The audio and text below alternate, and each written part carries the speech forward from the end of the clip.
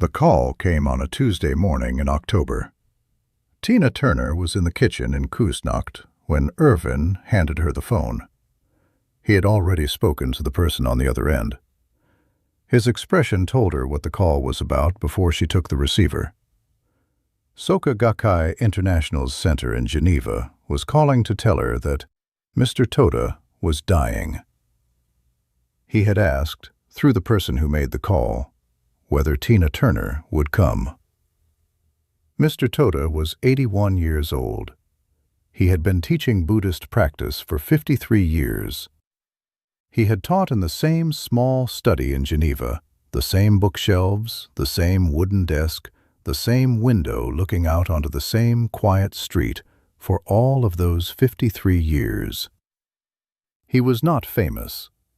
He was not the kind of teacher whose name appeared in interviews or acknowledgments or the public architecture of Tina Turner's life. He was the kind of teacher that certain students keep private, not out of secrecy, out of an understanding that some relationships exist in a register that public acknowledgment would change. Tina Turner had first met Mr. Toda in 1988.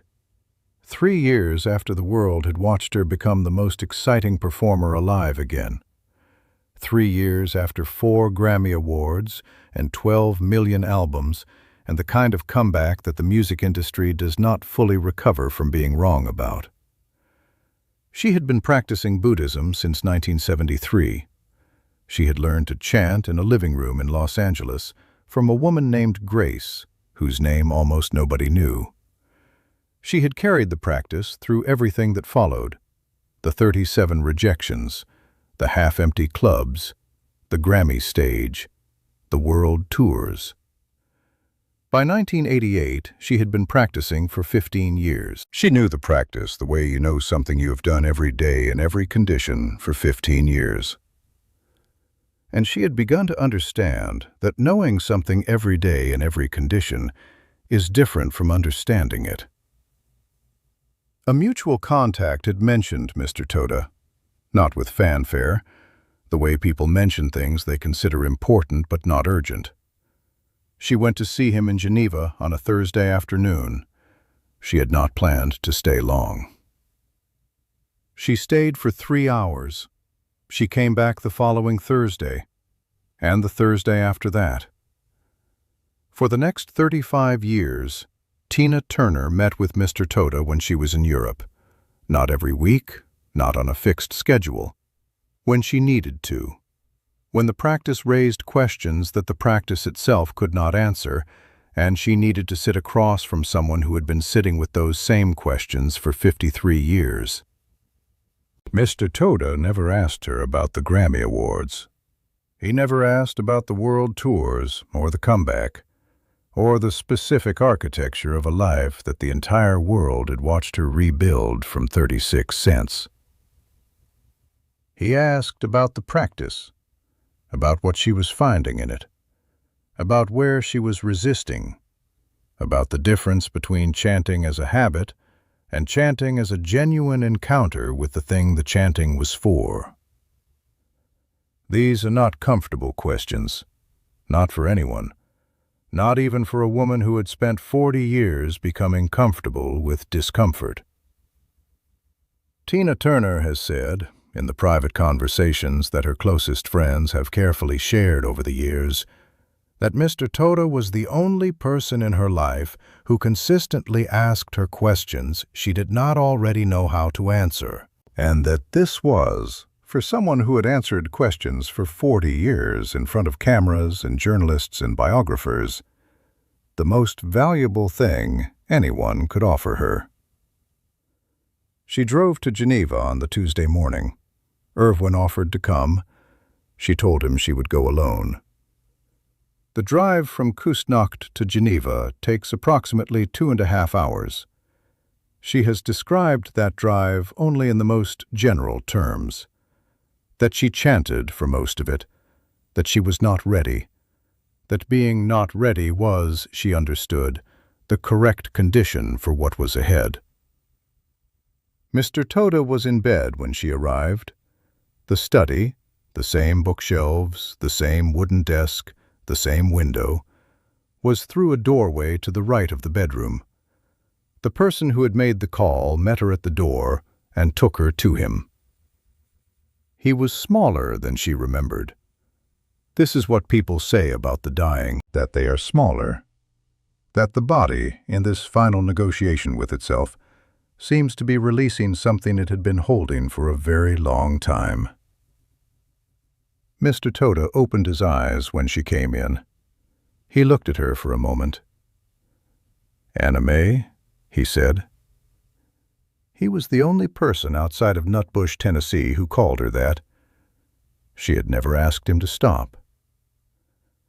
She sat in the chair beside his bed. The chair was already there, pulled close, as if someone had been sitting in it recently, as if the expectation of sitting had been built into the arrangement of the room. They looked at each other for a moment, the specific look of two people who have known each other for 35 years and are sitting with the fact that this is the last time. "I'm not ready," Tina said. Mr. Toda was quiet for a moment. His breathing was slow, deliberate. The breathing of someone who is using each breath with full attention. "You've never been ready," he said. His voice was quieter than she remembered, but the quality of it, the specific, unhurried precision that had characterized every sentence he had ever said to her, was the same. "You've never been ready," he said again, "and you've always done it anyway." Tina Turner sat with that. 37 rejections, and she had walked back into the room. A stroke, and she had sat down at the piano. A world stage, and she had gone to the wings and gone out. None of it from readiness. All of it from something else. "What do I do with the practice now?" she said, not asking about after Mr. Toda was gone, asking about the larger question, the question she had been sitting with for 35 years. What the practice was for when the arenas were empty and the cameras were gone and the morning was just a morning. Mr. Toda did not answer immediately. He looked at the window, the same window he had looked at for 53 years. The same quiet Geneva street outside. "The practice is not for the hard days," he said.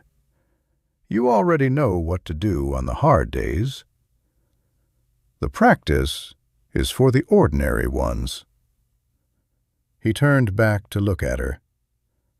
"The days when nothing is required of you.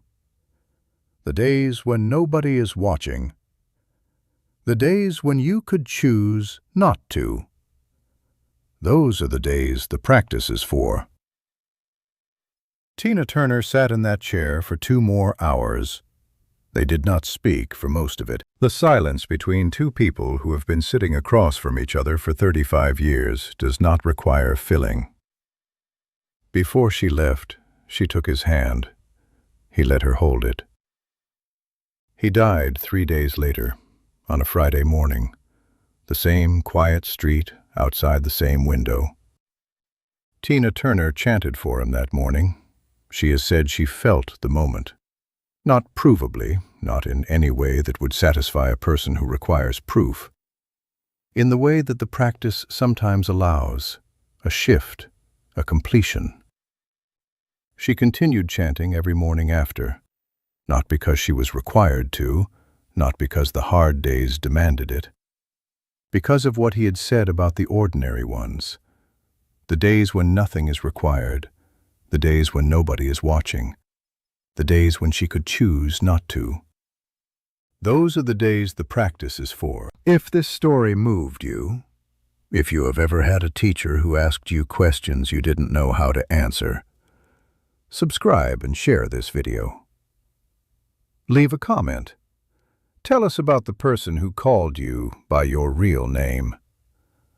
We read every one.